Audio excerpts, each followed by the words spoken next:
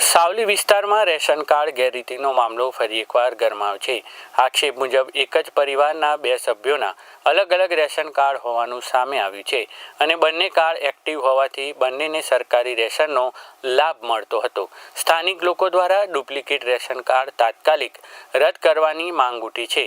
આ મામલાને લઈને સેવા સદન ખાતે લોકો દ્વારા બેનર સાથે વિરોધ પ્રદર્શન કરવામાં આવ્યું।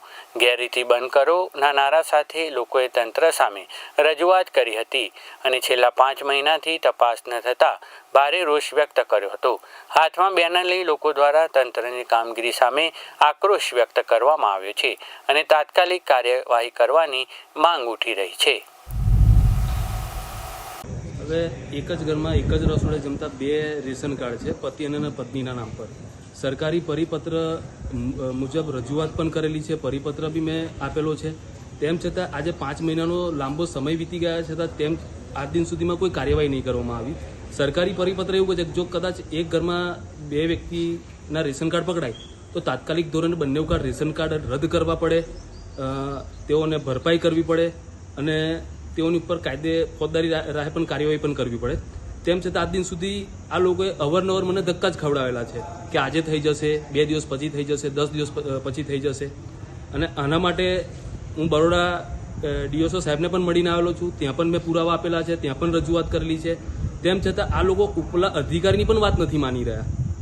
એટલે કે જે તે ટાઈમ પર તેમને ધ્યાને નહોતું, પણ અમો અરજદારે જ્યારે અરજી આપી ત્યારે તેમને ધ્યાને આવ્યું કે એક ઘરમાં 2 રેશન કાર્ડ છે તો બંને રદ કરવા પડે અને કાયદેસરની કાર્યવાહી કરવી પડે।